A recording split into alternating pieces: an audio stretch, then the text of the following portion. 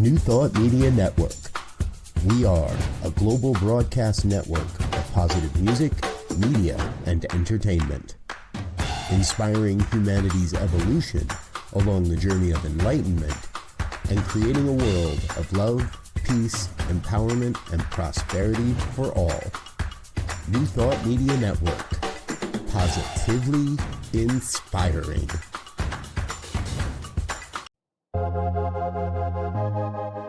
New Thought Media Network proudly presents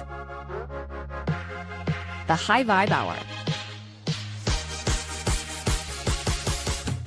The High Vibe Hour, 60 minutes of connections, insights, and conversations to raise your vibe. Join Rev Cynthia, Rev Julie, and Rev Skip each week for an exploration of living a high vibe life. Tune in live every Friday at 11 a.m. Mountain Time or anytime during the week on our YouTube channel. The High Vibe Hour, only on New Thought Media Network. Let me take our sign down so people can see who we are. Kaboom. Hey, everybody. Here we are. Welcome to the High Vibe Hour. I'm Rev Skip. I'm an author, speaker, a minister, and I'm grateful that I get to hang out with my sister, Reverend Julie. Yeah, I'm loving it. I'm Reverend Julie Moret. I am a speaker and teacher at the Agape International Spiritual Center, and I love our time here on the High Vibe Hour. It's a nice big 1 hour stretch where we get to dive deep on themes that matter. So, yay. Absolutely. And Reverend Cynthia is going out and changing the world as she always does, doing something that's pretty incredible, but she'll be back with us next week. What's going on? What's happening? Oh, well, I just I spoke at the Agape International Spiritual Center this Yeah, you past did. Sunday. And the archives are available at agapelive.com and on Agape's YouTube channel. And it's just like, it's an extraordinary experience because Agape, which is founded and directed by Michael Bernard Beckwith, we have over 100 countries and territories that stream in every week. And so it really feels like an opportunity to like tap at the pulse of the world. And so it's very exciting because it's like, ooh, if we can bring some love, if we can bring some wisdom, if we can bring some calm, it's like embracing the globe. That's what it feels like every Sunday at Agape. So it was a lovely experience. And so that was my big thing. What did you talk on? What was your talk on? Do you remember? Oh my gosh. Yes, it was. The theme was I want to be better, the longing that lifts you. I want to be better, the longing that lifts you. And it comes from an excerpt in Dr. Howard Thurman's what is it? The journey. The journey for the inward journey. For the inward journey. One of my favorite There's books. A whole passage that he wrote called I Want to Be Better. And it just like goes into every cell of my body. That kind of, I call it the longing that never leaves, that we're born with this kind of urge. In science, it's actually referred to as syntropy, which is the innate drive in all living matter to self-perfect, to move into wholeness. So it's actually loaded and coded in us to become our fullest self. And so when I read that thing, I want to be better, it taps into an ache inside of me because it's like, we can never be better enough because our wholeness is infinite.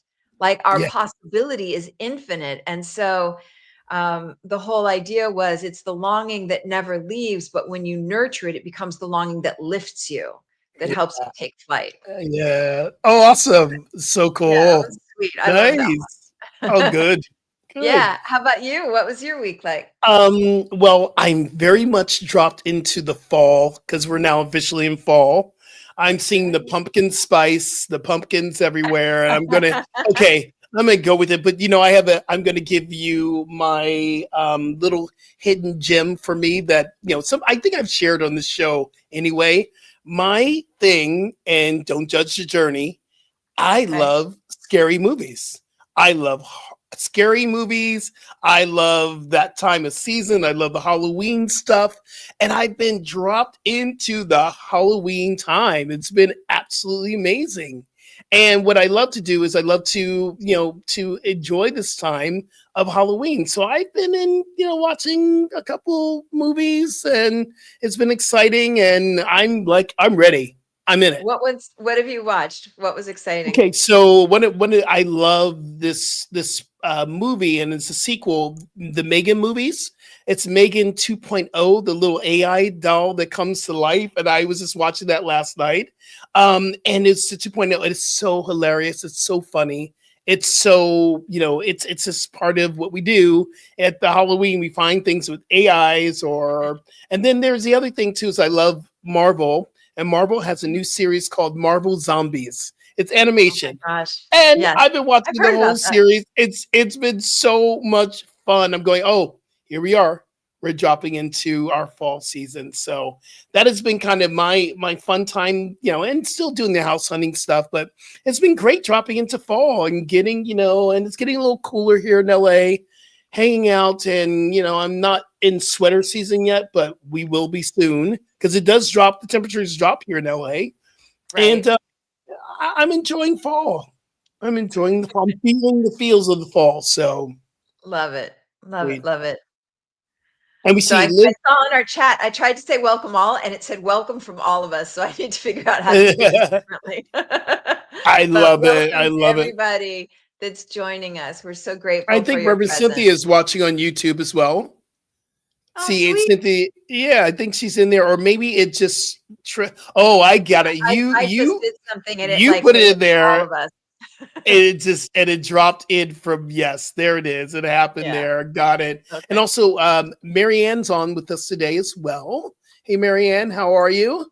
Good to Oh, I'm see glad you you. like And the she's talk. like, "Yeah, yes. So, oh Yeah. yeah, you're on. She wants to talk. I love Oh, and it. Liz saw it. How fun is this? I'm so glad y'all were in. We have a following going on. We have a following going on. So I love it. All right. So we're talking about fear this week. Yes. Yes. A We're tale of talking. two fears.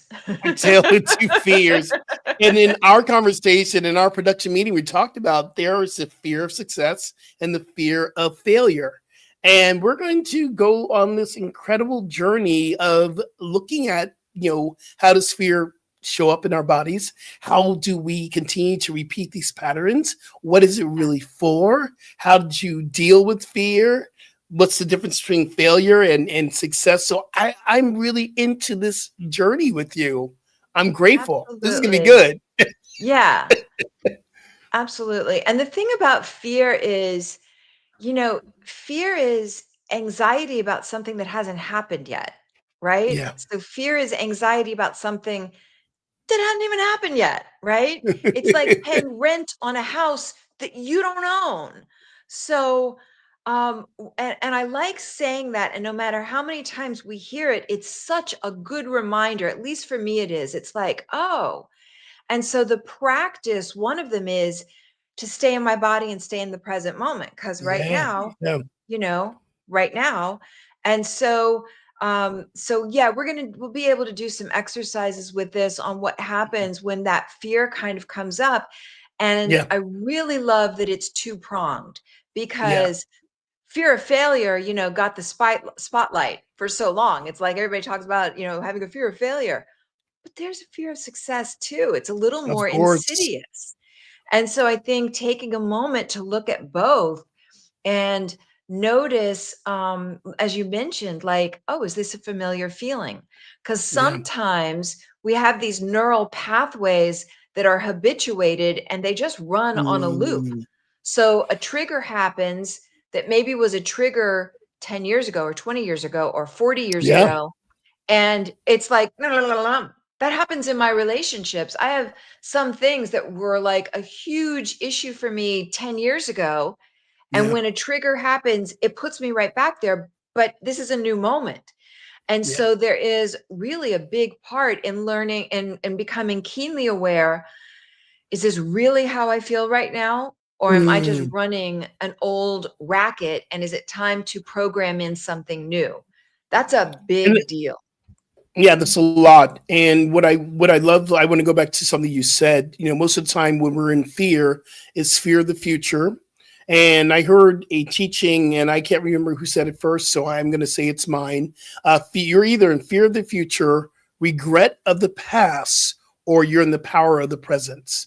So Ooh, say future that one more time tripping is like slow. Could you do you're that either in the slow? fear of the future, regret of your past, or the power of the presence. Because the only true power that we have is in the presence. Future tripping for me is, and I play this game of, I learned this from Michael Beckwith. I did learn this from Michael Beckwith. The Mhm. what if, when we go to that negative place of the what if this is not the person for me? What if this person doesn't like me? What if this job doesn't work out? What if I don't get this part? What if the book doesn't sell? And I learned from Michael Beckwith that we can switch the what if to something positive.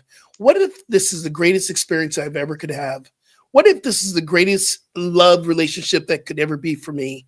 What if this is a bestseller and it brings more abundance than I could ever, ever, ever think about?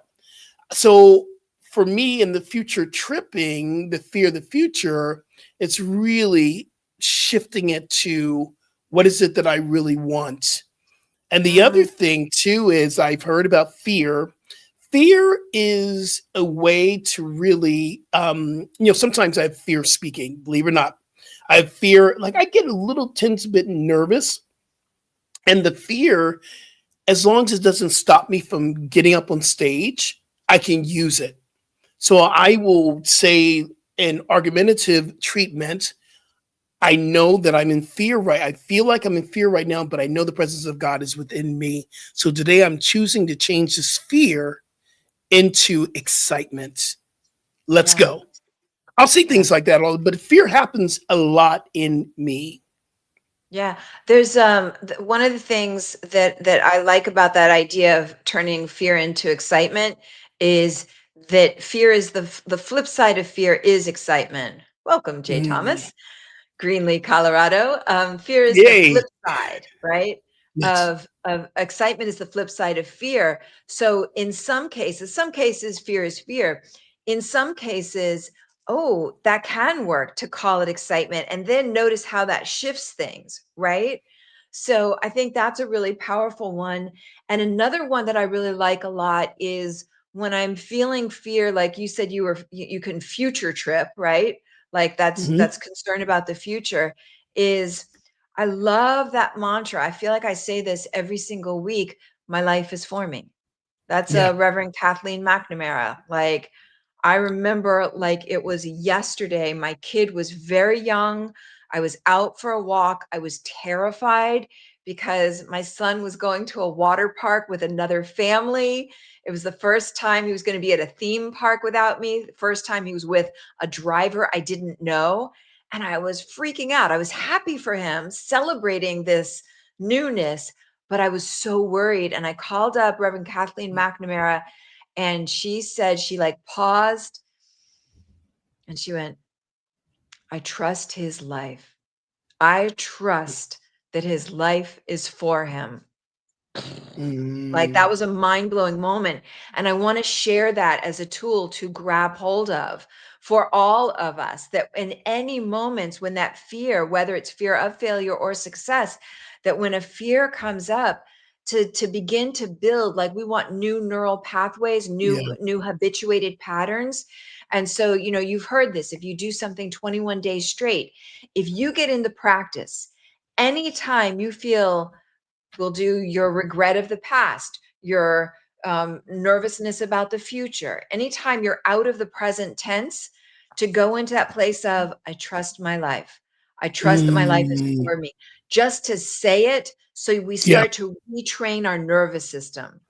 Like, I don't know how that Absolutely. lands for you, but that like It, thrills my cells. That's very it's exciting to it totally lands for me. And what I would love to do for our viewers, I did a little research about what is fear, because I love that we get to kind of look and I do my research on every subject that we're talking about. And when I came up with fear, 5 things that we can recognize fear to be. Number one, fear is not something that's evil, it is not something that's wrong. I believe fear has a reason why it's showing up. And number one, I love the acronym false evidence appearing real. Have you heard that before, Rev? Yeah, do that again False really slow, please. false is an acronym that stands for false evidence appearing real. Fear. So we get to really look at fear as okay, this is an opportunity for me to question, is this really true? We'll talk about this in the second half. Fear, number two, is a protective mechanism. Yes. When the ego produces fear within us, it wants to protect us from failing or even success. We'll talk about that later on, but it becomes a protective mechanism. Number three, fear is a message. Fear Mm. is a message if you choose to receive the message. And it takes a little bit of time of contemplation. Therefore, number five or number four, it is a tool for growth.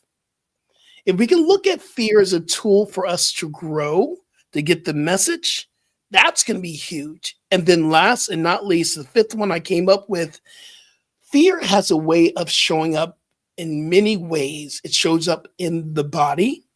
It shows up in our thinking. It shows up in our energy. So therefore, fear is an energetic experience as well. Yeah.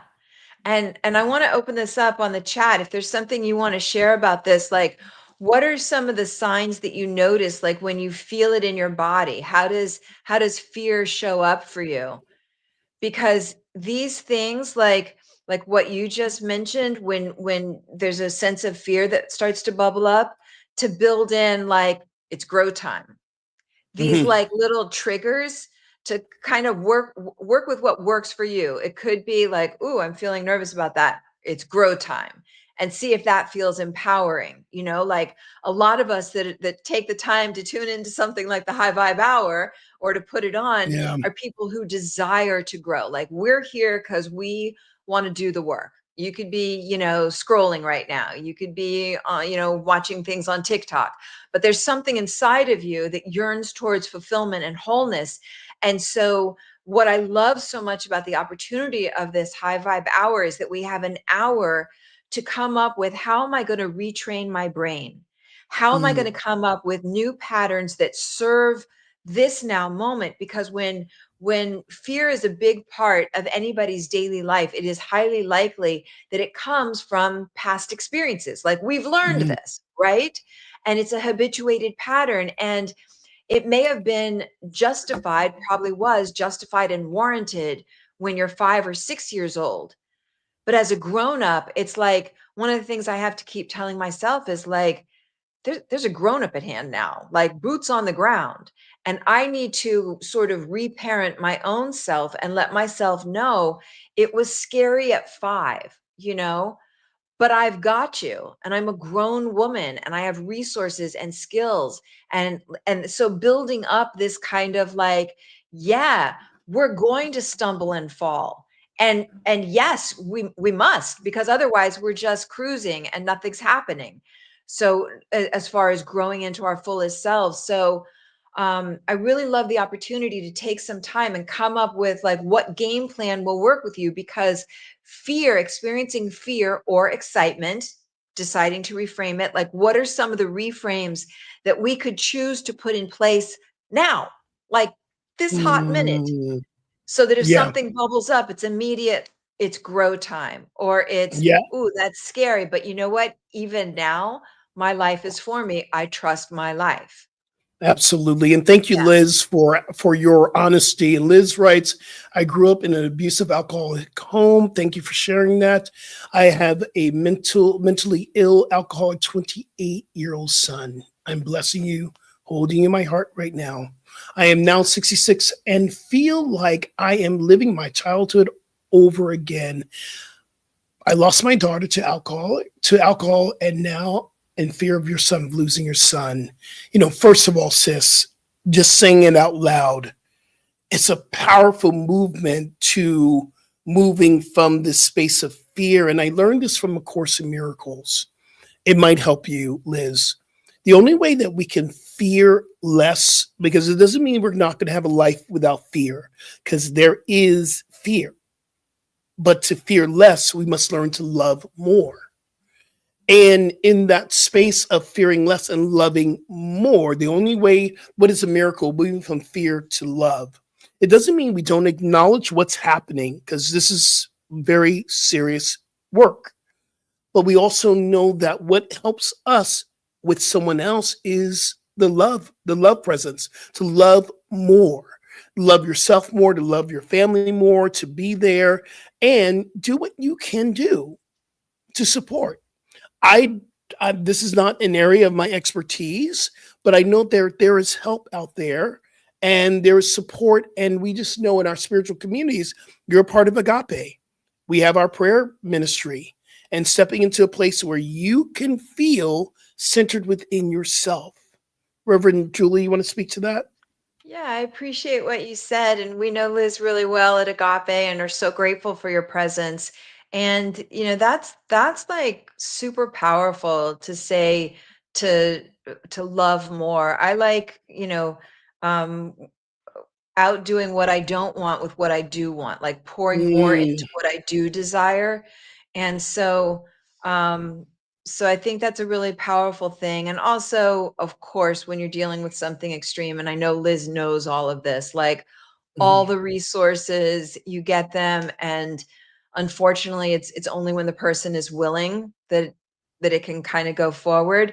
Um, but I think the part that you can do is other than like keep trying to get him into treatment and get the real nuts and bolts assistance there, is what Rev Skip just said. And just and you don't even have to do this physically with him, but just to keep trusting, like his life is for him, his life is for him, his life is for him. Mm, Like that has, especially as my son gets wow. older, that's like a living mantra inside of me.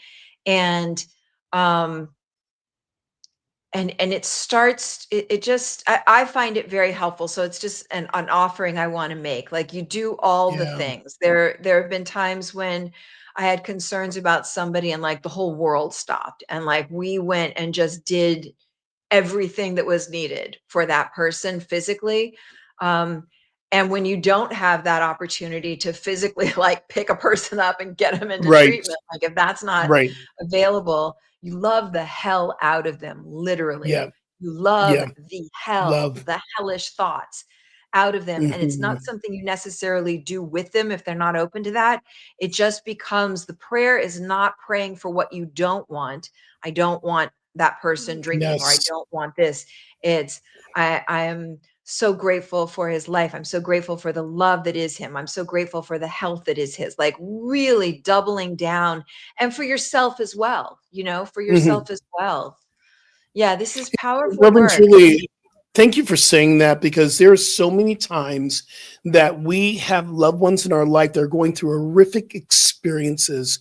And even though we give them the greatest tools to help them shift their life, they have to do the work.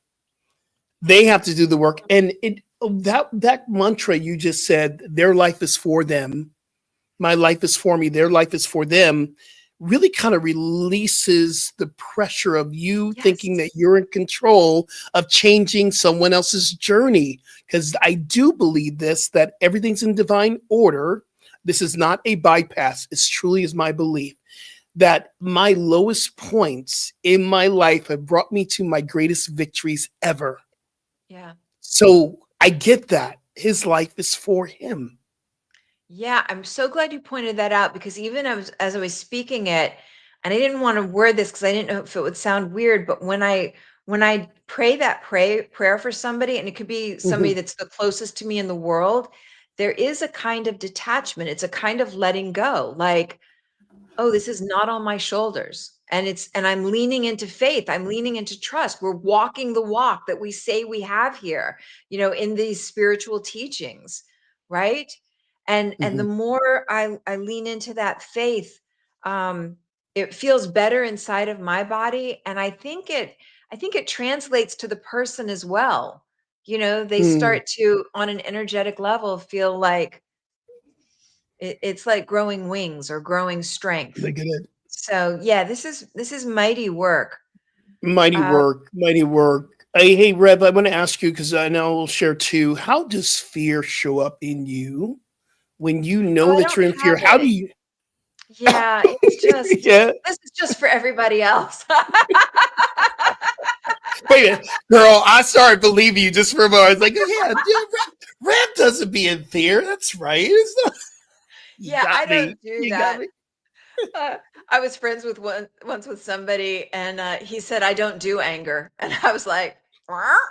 I was like, "Okay, well, everything stops here because yeah, you do, and I'm scared of where it's going if you're not acknowledging." Right. Um, wow, where does fear show up? It's big for me. So I had periods in my life where I had literal anxiety attacks, and Mm, the hyperventilating, and I've grown a lot and I've learned a lot. And I think now at this point, for me, it shows up as flight. People talk about survival mode: fight, flight, yeah. freeze, appease. When I Mm, feel threatened, when I feel afraid, the instinct, I'm out of here. The instinct is to bolt. And I'm learning what you mentioned, grow time. Like I'm literally doing my version of that, and to greater and lesser degrees or of success. But I yeah. really realized I thought that the goal of life was to make it to the end as unharmed as possible. I thought the goal of life was to not feel the uncomfortable Mm, things. And so I've spent a lot of time avoiding the uncomfortable things. And what I'm learning, much to my dismay, is the only way to the other side of the uncomfortable feelings is through them. yeah. The only Wow. way is through them. Dr. Dan Siegel says, felt feelings flow. Felt Mm, feelings flow. So, this is the good news. The scary feelings, the big feelings, the threatening feelings, those feelings, they don't come to stay. They linger until we acknowledge them. So, a big chunk that we're mm, going to do in the second half is we're going to talk about how can I responsibly, in a timely manner, acknowledge what am I feeling right now? Can I breathe into it? So you name it. Can I touch into it? Where does it? A lot of times it's up in my upper chest. It's like panic, you mhm, know. Um, where is it? And so it's to name it, to notice it, to name it. Where is it in the mhm, body? And then to feel into it, and a felt feeling flows on. So when we feel it, when I fully feel that feeling, and I name it and I breathe into it, it releases. It's a river. mm, It doesn't stay stuck. And so the idea is, if I let myself be fluid, if I feel the feeling and I release it, then and only mhm, then I'm available mhm, to this now moment, and I'm available to come up with some kind of solution or next step in a coherent way, not a fear-based way. This is good stuff. mm. This is Yeah, good stuff. absolutely. For sure. For sure. I'm literally debilitated when fear is taken over for me. I I feel it in the body, comes up into my heart first, and then my head, and then I get really tired. And when I'm really in fear, I get really, really exhausted, tired, Yes. and I go looking for a place to crawl into bed. I literally want to pull the covers over my. I'm becoming debilitated when I know Yes. that there's some fear and some work. I love that you said this. The only way to get through it is, or to get on the other side of it, is to go through it. And that is when I almost have to mentally psych myself up to get out of bed and get moving. Yes. Especially, and it's so interesting that we say this, and this is, I'm hearing myself, and I'm noticing where a lot of fear comes up. It's when it's around ministry. Mm. And I will say things, and it's not what I mean. So I don't want anyone to take this back, because y'all, this is me working throughout my practitioner moment. In my ego mind, and this is the mind thinking, I will hear things like, if I'm going to teach yoga and I just am fear of being in a new class, my mind will trick and say, oh, I hate yoga, or I hate this, or wait a minute. Why did I say I was going to speak at this convention? I hate this. I have to go, wait a minute, ego. That's not my consciousness. I love what I do. I want to tell And you something. that's yeah, go Can I ahead. just every Yeah, of single course. time before I speak at Agape, I say to my Yeah. husband, "I think this is the last one. I think I'm kinda done now." And every time he's like, "No, honey, you're not." But it's Yeah. the same thing you just said about the yoga class. I'm like, yeah, I just why am I doing this? Why do I put myself through this? Good. And that is that is my indication. Oh, there's some spiritual work to be done here. What is the truth about this statement? Is this really true? Do you hate yoga? Do you hate ministry? Do you not like speaking? Come on now, tell the truth. Yeah. And so then my biggest way of shifting the physical is breath. I'll do Yeah. some deep breathing.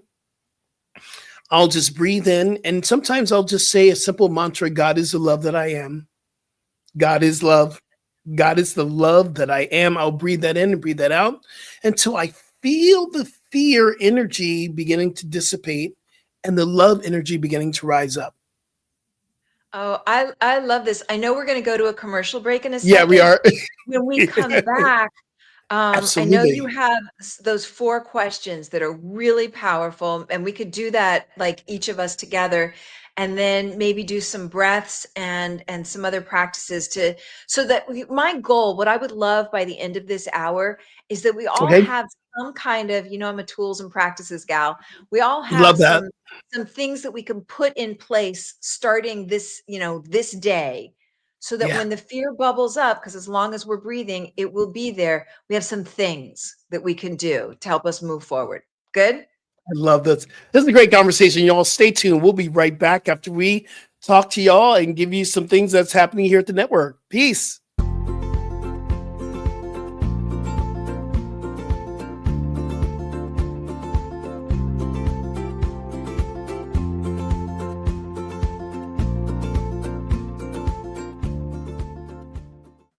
Well, hello there. This is Dr. Sydney Steen. I am the senior minister and spiritual leader of the North Hollywood Church of Religious Science. We are a oneness center for spiritual living.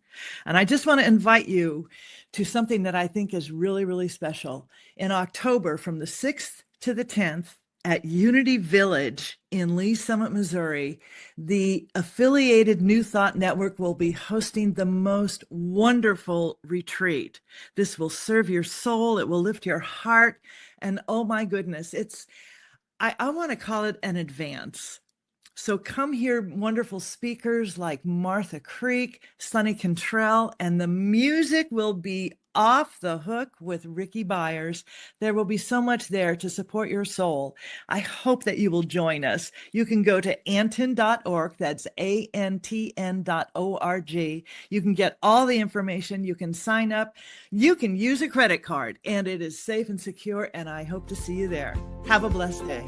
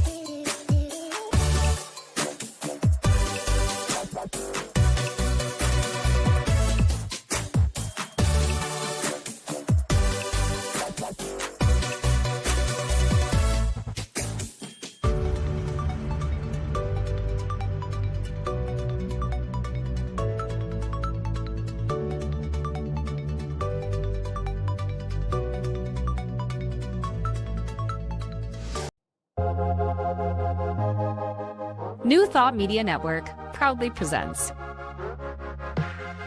the High Vibe Hour. The High Vibe Hour, 60 minutes of connections, insights, and conversations to raise your vibe. Join Rev Cynthia, Rev Julie, and Rev Skip each week for an exploration of living a high vibe life. Tune in live every Friday at 11 a.m. Mountain Time or anytime during the week on our YouTube channel. The High Vibe Hour, only on New Thought Media Network. And welcome back to New Thought Media Network. This is the High Vibe Hour, and we're just having a great, rich conversation around fear. Yes. Yes. Yes, So- yes. Yes. Well, I was hoping that we could, before we dive into the practices, can you talk a little bit, because we had a conversation about this. There's a difference from fear of failure and fear of success. Why, in your own experience, do we have a fear of success? Yeah. So fear of failure is really like the more kind of politically correct one. It's the more acceptable one, it seems like, in our culture. Mhm. And just to touch on that for a second, I remember once, I think I was in college and I had a presentation to do, and I had put like my whole heart and soul into it. And it was early on in the school year, in the semester, and I got up there and I knocked it out of the park. Like, it was extraordinary. And I got all this praise from the instructor. And do you want to know something? I never got up and spoke in front of the whole group again the rest of the year, because I got paralyzed by that. I thought, well, how could I ever be that good again? So that was a fear of failure. Like, I'd had a moment and it really locked me down. And what I've learned since then, and what happens for me now, because the same thing would come up for me initially when I started speaking and it was well received.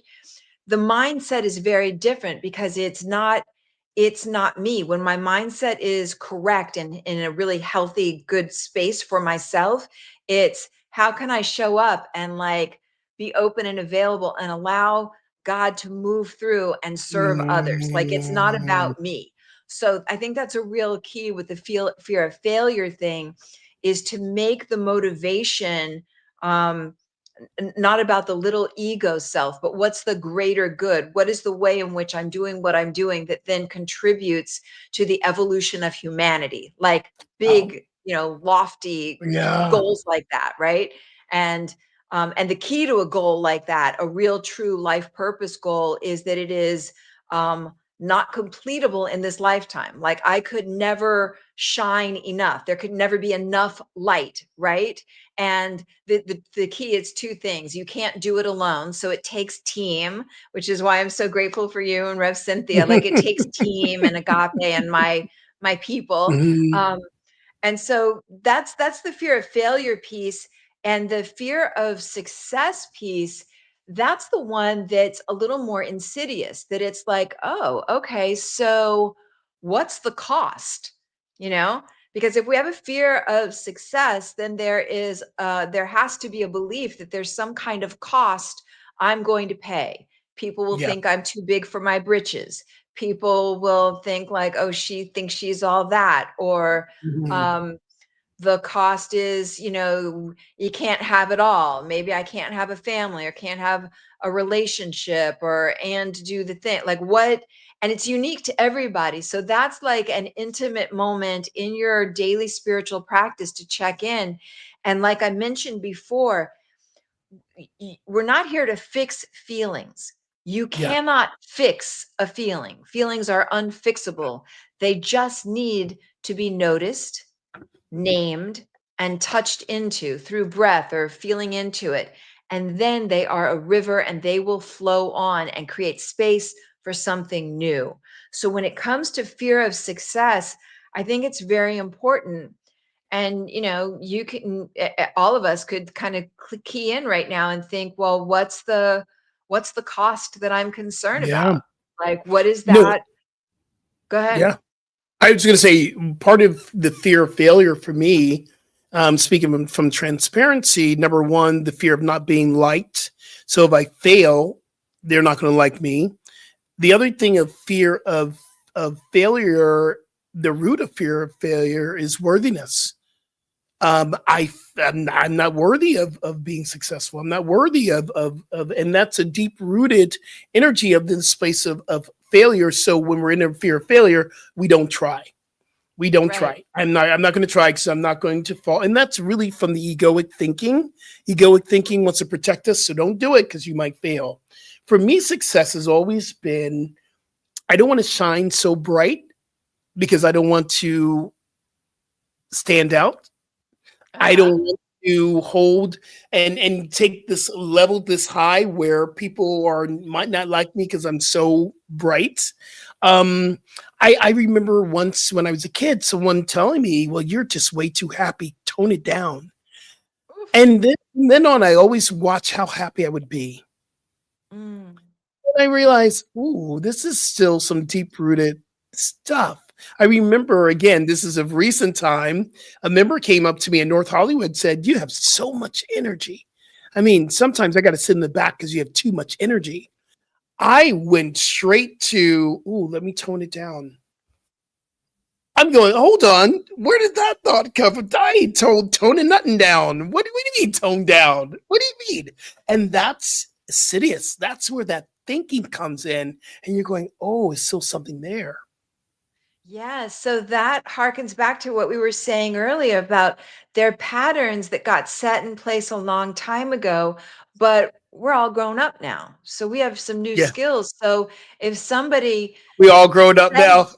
we all grown now. If somebody says, you can, and still growing, and still Yeah. growing, and And still still growing, right?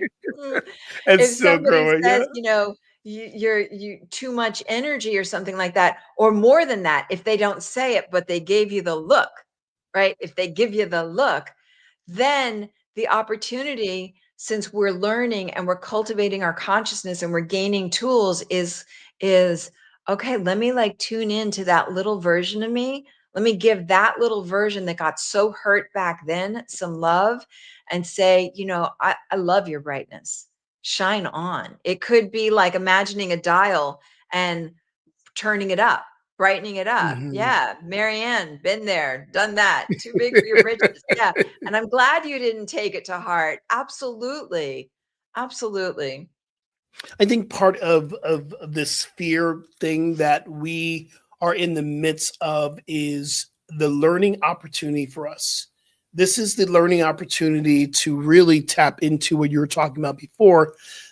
These deep rooted thoughts, the shadow work, we talk about this in shadow work. Where have these been hidden? And am I willing to move past them this time? Or because they'll come up again.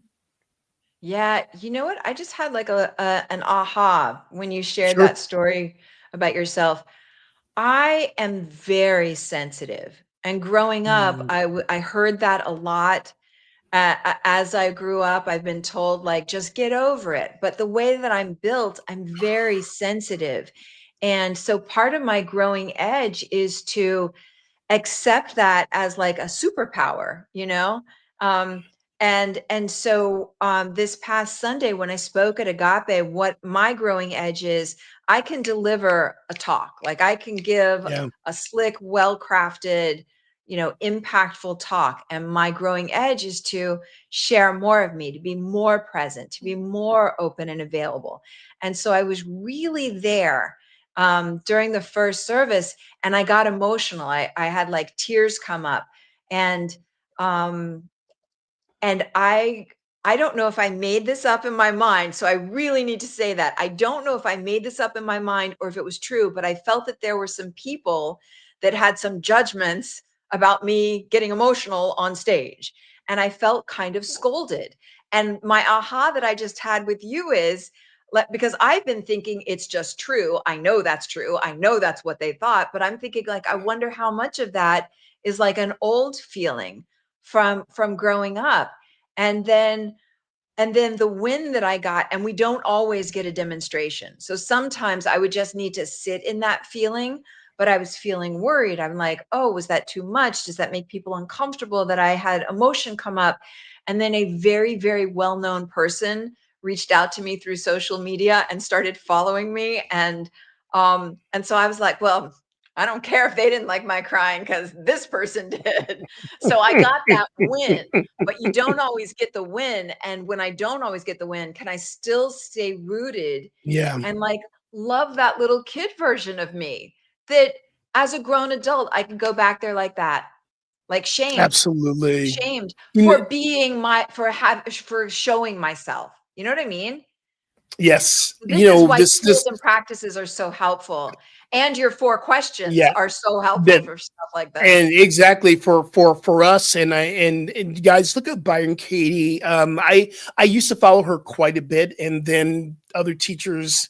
She was very prominent New Thought teacher. She still is. I mean, her teachings are still there, and she taught something that was very interesting. When you have stressful, fearful thoughts, to ask 4 questions, and the first question you always ask about the stressful, fearful thought is this true?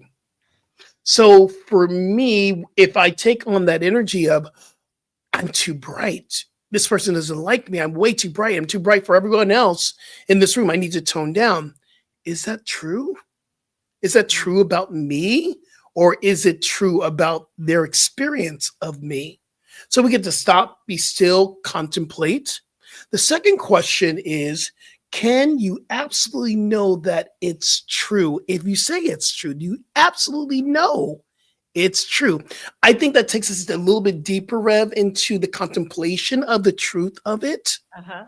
And then the third question she invites us to ask ourselves: how do you react when it happens and when you believe that thought? Well, how do you react? What is your reaction to it? Yeah, I want to shrink down. Shrivel up. I want Yeah. to, I shrivel up. I want to go and get under my covers and watch Netflix because I'm safe there. And then the Yes. fourth Yes. question is, Yes. who would you be without that thought? And that's the thing I would be so bright and shiny. Y'all have to put on some sunglasses. That's how bright I'd be without that thought. I think it's just a simple way to really tap into what is really going on to get to the bottom of this experience of that we're having, because it is an experience. Yeah. You know what? If you're good with it, I would love to take a moment and Yeah, invite all of us absolutely. to think of an example. Mhm. How would you describe what the example is? A time when you thought you knew something, Or a like time that you and to complement that, and we're going to go into that practice in a moment. The 4 agreements. The oh, 2 okay, agreements: yeah. don't assume anything, don't take anything personally. But if you do assume something, assuming that that person really has some truth, or I'm taking it personally, it could be any thought. It could be anything from what you're wearing, or it could be anything from what you're saying. It could be any thought that someone placed on you that you really took to heart and you took personally. Like, oh, have you? My mother did this. God bless her. I went home a couple. I've been going back and forth. I think the first time we went home, at the beginning of the summer, she was like, "God, you look so good. So good to see you, but you put on a few pounds." That's my big trigger right there. I know it's your birthday, Mom, and I know you might be in the hospital, but listen, you know, and I went through this real fear around: am I gaining weight? What have I done? Is this the right shirt? What is happening? It was just her. She didn't have her glasses on. It was so that was when I went, is it really true? Have I Ah, gained weight? Is it really, really true? Is it absolutely true? Could there be some truth to it? And you know, how am I reacting with my mother? And at that time, I resented my mother just for a short little bit of time. So if this question comes up, it's like my reaction was to resent that person. And then, to go into that, okay, is it really true that I gained weight? How am I reacting? Is it absolutely true? But who am I without that thought? Who am I? I am beautiful in my body temple. I am beautiful in my life. I'm beautiful. I am divine. And it takes practice to go through that. mhm. Will you do that? Will you lead us through those 4 Sure, questions? So absolutely. so the So invitation is for everybody to think of an example of something. Like you and I both gave examples, so I'm sure we all have something to draw from. yeah. Like that So I that just look. Who said that? Marianne. The look. Right? Yeah. The look, right? Oh my God. What I want you to do is I want you to take a moment and just remember a time that there was a thought. There was a thought that was placed upon you that you, even for a moment, received it as truth. Mhm. And notice if some fears come up around that or some energy, maybe even anger, you were triggered in some way. Mhm. I want you to just recognize it. And I want you And to it could be take your that own thought. It doesn't have to be that e- somebody else says it. It could be your own voice. exactly. And in fact, it is your own voice because you've taken that on as truth, Yes. even Okay, for a good. moment. So even in your own experience of that thought that you've taken on, ask yourself, is this thought really true? Is this really true about me? And if you're still dealing with it, if you're not going to an absolute no, this is not true, let's go in a little bit deeper and ask ourselves, is this thought absolutely true? There's a deeper level of dropping in. Is it absolutely true here? And if you're still dealing with it, to go even deeper, how am I showing up in this moment with this thought with myself? What's happening in me? And even in that place of what's happening in me, notice how you're reacting to the person, or because it's all about you and how you're interacting with the person and with yourself.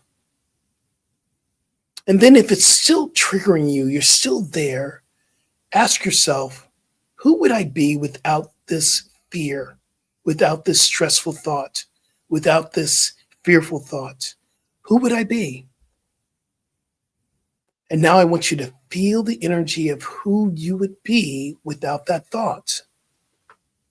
Notice how you feel now.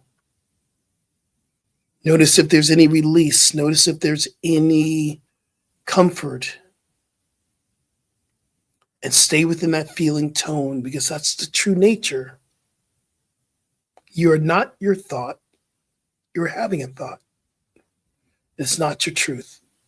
You're having these thoughts. And come back in. That is a time I got to say that when I do work like this, it's not even in the presence of someone that's there. Have we had a conversation? It's in my alone time. It's my contemplation time. It is my time where I can sit by myself, you Yeah. know? And the other thing too is I go back to the four agreements in this. Don Miguel Ruiz says that it's not about that person. So even if we take things personally, it's not about you, it's about how they perceive you, their reaction to you. So you can simply say, this is not about me. This is about how you see me. I wouldn't say that to the person, but I say that in my head quite a bit. I remember when I was in Florida for the very first year, people used to love to talk about what I was wearing. And people will come up, that was a great message, but I didn't get those blue shoes today. I would take that personally. I would go, Yeah. okay.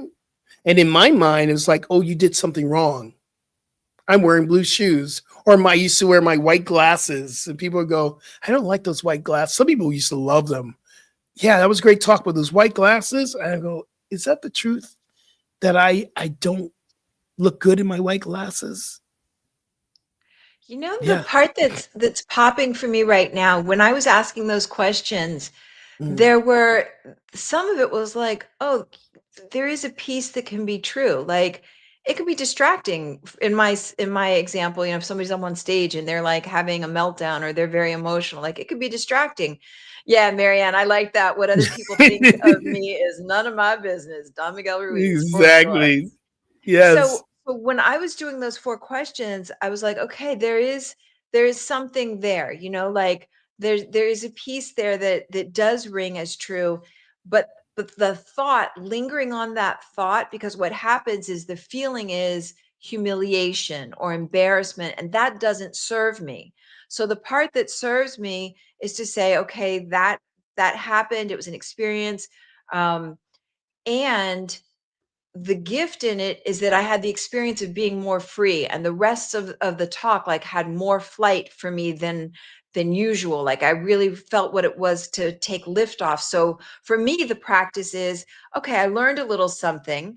There is some truth there that I can take. And I'm not going to stick with humiliation, embarrassment. I'm just going to stick with the intention, which is flight, which is serving, which is Mm. uplifting. So I wanted to layer that piece in also. And then I know we're coming down to the end of this hour. This is such juicy material. I wanted to offer up that we leave here like with a to-go bag, that you leave here with some tools. So the idea when something comes up and and it's an uncomfortable feeling, that maybe that first step is grow time. You Yeah. know, for me, it used to be go time, like out of here. Mhm. I did flight. You mentioned freeze. Other people get angry. Like I know somebody that when he's afraid, he has these big blusters of anger, right? But I know the person, and I know that it's really just fear that's coming up. So to know ourselves, what your instinct is when fear comes, do you move into fight, flight, freeze, appease? And then to build up the muscle of grow time, to Yeah. build up the Yeah. muscle, whether it's about yourself or somebody else. I trust my life. I trust Mm. that my life is for me. I trust their life. I trust that Yeah. their life is for you. And it's a muscle. It's like going to the gym. You build that thing up every single day, right? Mm. And then we can even go into these questions like, is it true? Because the first thought might be, no, it's not true. Or it might be, yeah, Yeah. it's true. And then you go, is it really true? And you're like, oh, no, that's not really true. Like, who I am is beautiful. My essence, it's not me. It was given to me. Right. You're bright, you're whatever. And sometimes if somebody comes to me and says something, I check in like, is this Jay Thomas? Very happy to have you with us. Um, so sometimes I check in and see, is there value Mhm. here? Like I remember one time I gave my whole heart and soul to a talk, and I was wearing very sparkly shoes. And somebody said, I really love that talk. It was kind of hard to focus because your shoes were so sparkly. And I was like, okay, sparkly shoes are for another time. So I took what's there and Yeah. what feels right, and you disregard the rest. But what matters most for me is not to linger in it, not to sit in it, so that I can be free. And that's feeling into the feelings. Wow, this hour went so fast. That sounds like a great insight for both of us. I'm going to leave that as my vibe insight as well. That was it's so deep. I love the work that we do here. Hey, Rev, where can people find you? Where can people be with you more Follow and get me your on Instagram. coaching? Yeah, Rev Julie Moret on Instagram is a great Yeah. spot, JuliemMoret. And I'm putting up more guided practices. You can also follow on my YouTube channel at Rev Julie Oh, Moret on what? YouTube. Yeah, yeah. Because they're probably watching right now on YouTube, Yes. So hopefully. follow, share this and information, put it out there. How and about you? get a copy of her book, y'all. What's Your What? You can go to Amazon, grab it. Yes. It's a Thank you. read that you love. You absolutely love, love, love, love, love. And you can go to skipjennings.com, get more information about what I'm doing. Also know that I am going on a trip to Bali. So y'all are more than welcome to come with me. This Sunday, y'all, we do have an information meeting that's happening with our team in Bali. It is at 5:00 p.m. on Sunday, 5 p.m. Pacific Standard Time, and you can get more information on how you can set up your payment plans. We're not going into March, so there's plenty of time to get your ticket. We have literally 8 spots. We have 12 people have said yes, and they're paying and they're going for it. We have 8 spots left. I think we're going to cap it at 20. I know Reverend Cynthia is getting another trip to Bali, and the team in Bali has asked me to come back in September. I'm going, I don't know if I can take time out again for another Oh my trip God. to Bali. And that's like, so they like us over there. So we'll be kind of figuring all that out. And you can get my book. You can find out more information at skipjennings.com about like 3 or 4 books that I have, 3 books that I have out there. Just go and check it out. Wow. The time went really quickly. It did. And Reverend So Cynthia will grateful. be back with us again next week. This has been a wonderful, juicy, delicious time. Yeah, thank you so much. I'm grateful. See y'all And next week. thank you. See you next week. Remember, transformation is a choice. You can choose today. Peace and blessings, everyone. Thank you.